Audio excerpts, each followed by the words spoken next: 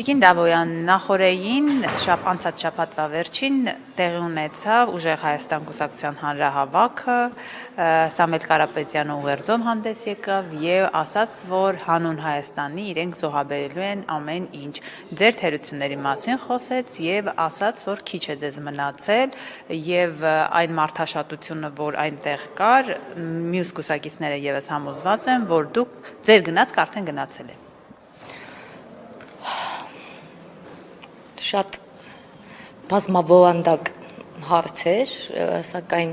ես ուզում եմ ասել, որ ձեր նշած անձի ելույթը, ես չգիտեմ իրականում դա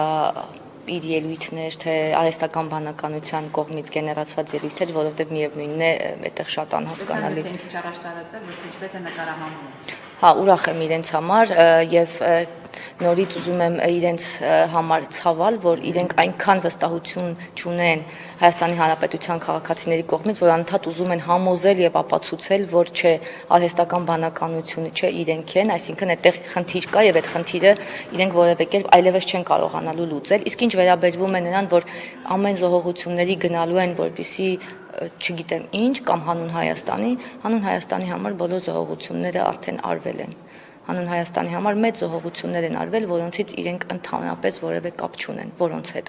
Եվ այդ զոհողությունները իրենց կողքով են անցել, որովհետև իրենք իրենց համար կալուգայում նստած են եղել։ Եվ Հայաստանի Հանրապետությունը գնալու է նախանշված զարգացման ճանապարհով, ելի իրենք այդտեղ տեղ չեն ունենալու, որովհետև ելի իրենք գնալու են իրենց կալուգաներում նստեն կամ ուրիշ այլ տեղերում։ Տիկին Դավոյան, ձեր վստահությունը, որ քաղաքական այդ ուժերը, մասնավորապես Սամվել Կարապետյանը, չի անցնելու, այդ որտեղից է, ինչով եք համոզված, որովհետև ելի եմ ասում, մենք տեսակ մարդաշատ հանրահավաք, մարդիկ շատերը ասում են, որ ուզում են այո Նիկոլ Փաշինյանը գնա եւ ընդդիմադիրներից ենթադրենք նախընտրում են Սամվել Կարապետյանին, ոմանք Գագիկ Ծառուկյանին, մյուսները Քոչարյանին եւ այդպես շարունակ։ Այդ ձեր վստահությունը, որ միանշանակ ԿՊ-ն է անցնելու, որտեղից։ Այդտեղ որևէ մեծամտության դրսևորում խնդրում եմ չտեսնել, թե մենք ինչու ենք ասում, որ այո մենք ենք հաղթելու, որովհետև պարզ է նախ այդ հանրահավաքը, ովքեր էին այդ հանրահավաքին ներկա էին մարդիկ, որոնք հանրահավաքի հետ ընդհանրապես կապ չունեին։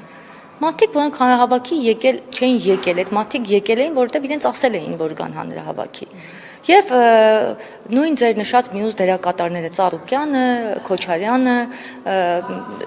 իրենք բոլորը միահյուսված են իրար հետ, բոլորը նույն մարդիկ են այստեղ։ Մեկի ցուցակը այս մյուսի այս պահին գտնվող ցուցակից մարդիկ են համալրել։ Հիմա գործող падգամավոր կա հանրապետական կուսակցության հանրապետականների հետ պատիվ ունեմ դաշինքից, որը հիմա Բարգավաճի ցուցակում է։ Այսպես մի հատ միախառնված ինչ-որ անհասկանալի իրավիճակ է, այսինքն սա մի մեծ ցուցակ է, ոչ թե այդ Ուժեղ Հայաստանինն է, ոչ թե Ծառուկյանինն է կամ ոչ թե Քոչարյանինն, այլ մի մեծ ցուցակը անունը ինչ ուզում են կարող ենք դնել։ Այդ մի անուն ունեցող ցուցակ է, ընդդիմություն, որը Հայաստանի Հանրապետության հետ որևէ կապ չունի։ Եվ այդ կոչերը իրականում այդ հանրահավաքը կարծեմ որ կապ չեն։ Ինչու իրենք բան են արել այս երկրի համար։ Ով է ինչ արել այդ Քոչարյանն ինչ բարերար է Սամվել Կարապետյանի մասին։ Գագիկ Ծառուկյանն ասում է ես էլ եմ բարեգործություններ շատ անում, օրինակ Հիսուսի արձանն է կառուցում։ Քոչարյան 10 տարի իշխանության է եղել եւ խոսում է 10 տարի բարեգործությամբ ասում։ Ոչ, խոսում է որ իր տարիներին երկիրը տնտեսապես շատ մեծ առաջընթաց է ունեցել։ Այսինքն իրենք էլ իրենց ձևով արել են։ Ուրեմն, սկսենք մեծ բարերարներից։ Սամվել Կարապետյանը որպես մեծ բարերար եւ գործարար իրեն պատկանող կազմակերպությունների վերաբերյալ մի հատ հարցում արեք, թե մարդիկ, աշխատողները ինչ պայմաններում են ապրում, ինչ պայմաններում են աշխատում, ինչ աշխատաժամանակ են։ Իր բիզնեսներում աշխատող մարդկանցից մի հատ գնացեք դուք ձեր լրագրողական հետաքննությունն արեք, տեսեք թե ինչպիսի աշխատանքային օրենսգրքի ինչպիսի խախտումներով են այդ մարդիկ աշխատում։ Ռոբերտ Քոչարյանի եւ ընդհանրապես բարեգործությունների մասին մարդիկ չեն խոսում։ Այստեղ Գալուստ Գյուլբենկյանի դարաշրջանը վաղուց ավարտված է, բարեգործը նա է եղել։ Ոչ թե Սամվել Կարապետյանը, մի հատ էլ վերադառնալով նախկին ընտրություններին, հիշենք թե ինչպիսի օգնություններ եւ ընտրակաշառքներ են բաժանել Լոռու մարզում։ Ես Լոռու մարզից եմ, հետեւաբար իմ հետ այդ հարցով խոսելը անիմաստ է։ Ռոբերտ Քոչարյան 10 տարում Հայաստանը ծաղկել է։ Ռոբերտ Քոչարյանի այս ֆեյք իրականություն սարքելը։ Ես շատ վիրավորված եմ որպես Հայաստանի Հանրապետության քաղաքացի, որ ինձ ուզում են փորձում են հիմարի տեղ դնել։ Ապրել ենք Ռոբերտ Քոչարյանի 10 տարիներին։ Տեսեք տնտեսությունը ինչպես է։ Ես ոչ մի լավ բան չեմ տեսել Ռոբերտ Քոչարյանի տարիներին, բացի վախի մթնոլորտից, բացի բռնություններից, մարտի 1-ից, երբ որ գլուխ են գովում, ասում են խաղաղության դարաշրջան է եղել, խաղաղ սահմաններին զոհված զինվորներից, խաղաղ սահմանների ժամանակ մարդիկ չեն զոհվում սահմաններին, եւ Ռոբերտ Քոչարյանի ժամանակ ինչ ենք տեսել, տնազուրկ եղած Հյուսիսային պողոտայի բնակիչներ։ Հիմա բոլորը գնում եք այդ նույն Հյուսիսային պողոտան, ձեր հյուրերին տանում եք այդտեղ, չենք հպարտանում, բայց բոլորն էլ գնում են Հյուսիսային պողոտա, եւ որովհետեւ մեր քաղաքն է, որտեղով ուզենք, այնտեղով է պիտի քայլենք, իսկ ով է ասել, որ չենք գնալու, բայց դա չի նշանակում, որ մենք մոռացել ենք, թե ինչպիսի պայմաններում է կառուցվել Հյուսիսային պողոտան եւ մարդիկ շարունակում են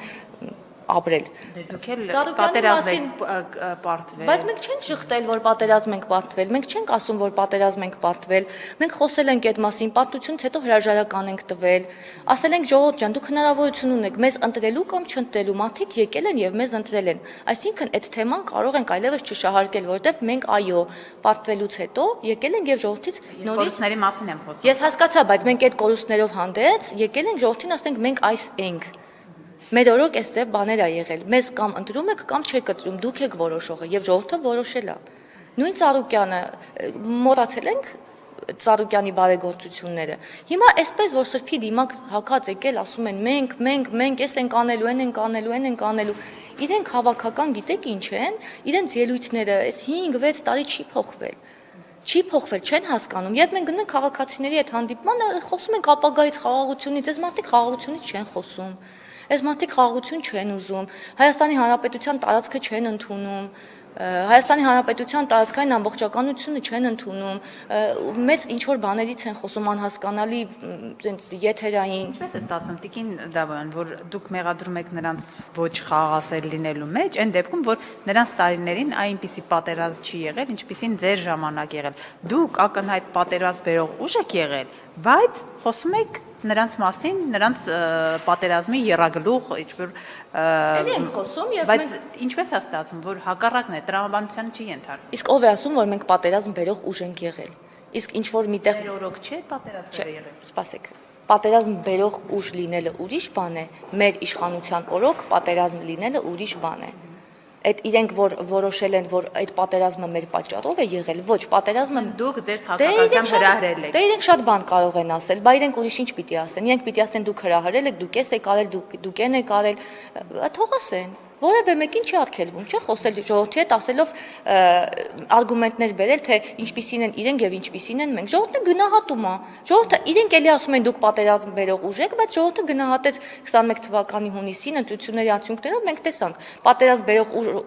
ով էր եղել, ուր հայտնվեց, եւ մենք ով էինք, ուր հայտնվեցինք։ Հիմա էլ մենք գնում ենք քաղաքացիների հետ հանդիպում ենք ուղիղ եթերով։ Այո, կան դժգոհ քաղաքացիներ, կան քաղաքացիներ, որոնք շատ գոհ են մեր բարեփոխումներից, եւ դա շատ լավ է, որովհետեւ չի կարող ամբողջ հանրությունը գոհ լինել։ Սակայն ավարտեմ, սակայն այդ դժգոհ քաղաքացիներից որևէ մեկը չի ասում, այ Քոչարյանի ժամանակ գիտեք ինչ լավ էր, դուք եկաք էս արեցիք, այ Սերժի ժամանակ գիտեք ինչ լավ էր, անենց հանգիստ էինք ապրում։ Բա ո՞նց է լինում, որ քաղաքացիները գալիս են ասում են ամեն ինչ պիտի անենք, չեն ասում արեք։ Ասում են մենք ամեն ինչ պիտի անենք, գանք ձեզ ընտրենք, որ սրանք հանկարծ հետ չվերադառնան։ Բա դրա հետ ով պիտի հաշվի նստի, մենք թե իրենք։ Տիկին Դավոյան ասում են, որ դուք ձեր քաղաքականությամբ շատ են վերջի շրջանում հատկապես վերջի օրերին մենք տեսնում ենք, դուք ձեր քաղաքականությամբ խնդիր եք ստեղծել մեր եւ Ռուսաստանի միջև հարաբերություններում եւ մենք չենք կարող այնտեղ այլևս աշխատել, մեզ նեղում են։ Ինչու եք Ռուսաստանի հետ նման քաղաքականություն վարում, երբ որ մենք ակնհայտ ամենամեծ սփյուռք ունենք Ռուսաստանում։ Իսկ որ քաղաքացիներն են ասում։ Ես այսքան ժամանակ ոչ մի քաղաքացի չեմ հանդիպել, ով ասի, որ դուք հենց Լոռիում։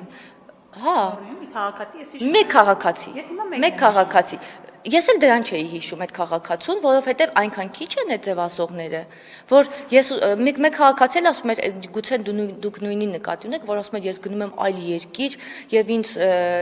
հպատ եւ չգիտեմ, այդ դա էլ են ասում։ Հա, բայց ով ասեց, որ դուք ուրիշ երկրում պիտի գնաս։ Գնում եմ այնտեղ ամիսը 300,000 ռուբլի եմ ստանում, ստեղ աշխատանք չունեմ։ Ստեղ աշխատանք շատ կա, մանավանդ Լոռու մարզում, հենց հիմա աշխատանք շատ կա։ Ստեփանավանում շենքեր են կառուցվում եւ այդ շենքերում աշխատում են հնդիկներ։ Դա նշանակում է, որ աշխատանք չկա Ստեփանավանում։ Չէ, բայց ակնհայտ հարցը նաև երկրորդ կողմն ունի, ինչու է Հայաստանը այս փուլում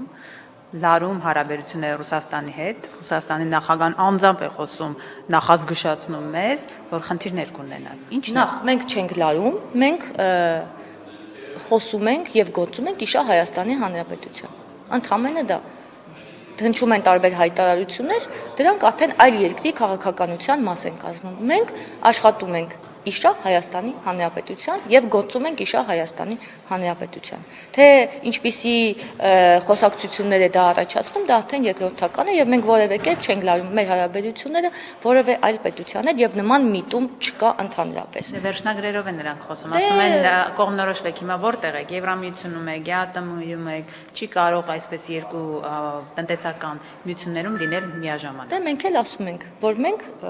գործում ենք իշա Հայաստանի Հանրապետության եւ առաջնահերթությունը դնում ենք Հայաստանի Հանրապետության շահը, թե դա որը կլինի, արդեն ընթացքում բոլորը կտեսնեն եւ բոլորը կհասկանան, մեր հայտարարությունները դրանց մասին են։ Եվ կուսակցությունում քննարկվում է արդյոք դրսից այս տնտեսական սպառնալիքները, արդյոք Ռուսաստանի հետ կապված հարաբերություններում Հայաստանի իշխանության, իշխող ուժի եւ նաեւ պատգամավորների դիրքորոշումները ինչպեսին պետք է լինեն, որովհետեւ մենք տեսնում ենք, որ Ռուսաստանի վերաբերյալ հարցերը շատերը նյարդային են արձագանքում, չեն ցանկանում պատասխանել։ Արդյոք իսկապես Անդորը խախտել է այս սպառնալիքների իշխանության։ Իսկ դուք ինչու եք անընդհատ հարցնում միայն Ռուսաստանի մասին։ Մենք ունենք նաև այլ գործընկերներ, բայց մենք ունենք ես չեմ ուզում գնահատել որպես վերջնագրեր, որովհետև մեր հարաբերությունները լավ են եւ որևէ բացասական միտում չկա։ Մենք ունենք նաեւ շատ այլ գործընկերներ եւ բոլորի հետ ունենք լավ հարաբերություններ եւ մենք շարունակում ենք մեր այս բազմաբևեռ հարաբերությունները մեր բոլոր գործընկերների հետ։ Ուղղակի քանի որ մեր քաղաքական դերակատարների մեծ մասը միայն խոսում է Ռուսաստանի հետ հարաբերություններից, այդպես դուք էլ եւ մնացածն էլ անընդհատ խոսում են դրանից, անընդհատ ուզում են այսպես ասած շեշտել մեր հարաբերությունները Ռուսաստանի հետ եւ նորից հետ են դառնում հապկին եւ այլ, բոլոր բաները բացատրված է ամեն ինչի մասին մանրամասն ասվել է, ասվում է եւ հրապարակային է ասվում, այնպես չի որ փակ դռների հետեւում այլոց նման գնում ենք ուրիշ բաներ ենք բանակցում, հետո գալիս ենք ուրիշ բաներ ենք ասում։ Հենց նույն ուժերը, որոնք այսօր մեզ մեղադրում են պատերազմ հրահրելու մեջ եւ այլ գնում էին փակ դռների հետեւում Լեռնային Ղարաբաղը վերադարձնելու հարց էին քննարկում, այստեղ գալիս էին պատերազմ էին հրահրում, ասելով, որ ոչ մի թիզ եւ այլ։ Եկեք նորից այս խոսակցությունը չպտտենք եւ հետ վերադարձ չգանք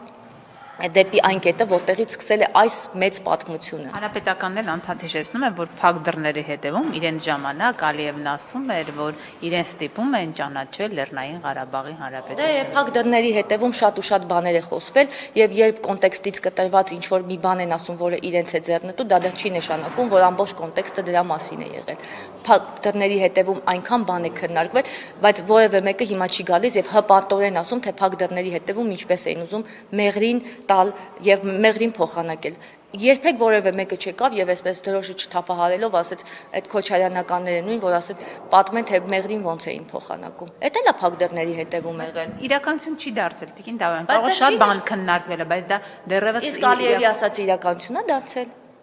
Իսկ ի՞նչն է իրականություն դարձել։ Փակ դռների հետևում քննարկվածից ոչ մեկը իրականություն չի դարձել։ Հետևաբար թող այստեղ ակլորանալու տեղ չի որ կան post factum տարիներ առաջ ինչ որ բաներ տեղի ունեցած, ասեն փակ դռների հետևում էս էին ասում, այն ինչը ծնկաչոք մեզնից խաղաղություն էր խնդրում կամ բան։ Փակ դռների հետևում ոչ մեկ չգիտի ինչ է խոսացվել։ Եվ որևէ մեկը հիմա որ գալիս են այսպես մեծ խոսում են, մենք սենց ուժեղ տղաներ էինք, դուք եկաք էսարի կենարի, ուժեղ տղաները անում են, ոչ թե ինչ որ բաներ խոսում, հետո տարիներ հետո գալիս են post factum ասում, դե մենք ուժեղ տղաներ ենք, ուժեղ Հայաստան ունենք, ոչ մի բան չունեին։ Հիմա քաղաքական ուժ կա ուժեղ Հայաստան եւ իրենք ասում են մենք ձեզանից ուժեղ ենք ու կփոխենք Հայաստանի ապագան դեպի լավը։ Արհեստական բանականությամբ աշխատող քաղաքական ուժը, որը կազմված է նախկին ուժերի մասնիկներից, չի կարող լինել ուժեղ եւ ուժեղի դիրքերից չի կարող խոսել մի ուժ, որը իրենից ոչինչ չի ներկայացնում, բացի այլ ուժերի ծվեններից կազմված քաղաքական ցուցակ։ Որևէ մեկը չի կարող գալ մեզ ասել, որ իրենք ուժեղ են։ ուժեղը չի կարող լինել այդպիսին եւ իրեն ուժեղ համարող քաղաքական ուժը ամեն պատիտակից չի ասի մենք ուժեղ ենք, դուք թույլ եք։ Դուք այնքան գոյություն չունեք Հայաստանի քաղաքական դաշտում, որ անընդհատ ձեզ ուզում եք համոզել ուժեղ ասելով, որ դուք ուժեղ եք։ Այդպես չեղավ։ Ձեր հանրահավաքի մասնակիցներից արդեն պարզ է դառնում, թե դուք ովքեր եք։ Մենակ Վարդևանյան Արամը մի հատ շատ լավ օրինակ է, թե դուք ինչքան թույլ եք։ Որպես երկրորդ համար, ով Ռոբերտ Քոչարյանի ցուցակից դուրս եկավ падգամավորի մանդատը դրեց ասելով, որ փաստաբանական համայնքում ինքը շատ անելիքներ ունի եւ այլևս չի ուզում քաղաքականությամբ զբաղվել, մեկ էլ հայտնվեց բարձրագոչ, սենց ոգևորված, սկսեց պաշտպանել ուժեղ Հայաստան։ Ինչ ուժ այդտեղ ուժ չկա, կա այլ ուժերի, ծվեններից եւ պատառիկներից կազմված ուժեղ Հայաստանի մի շատ թույլ ցուցակ։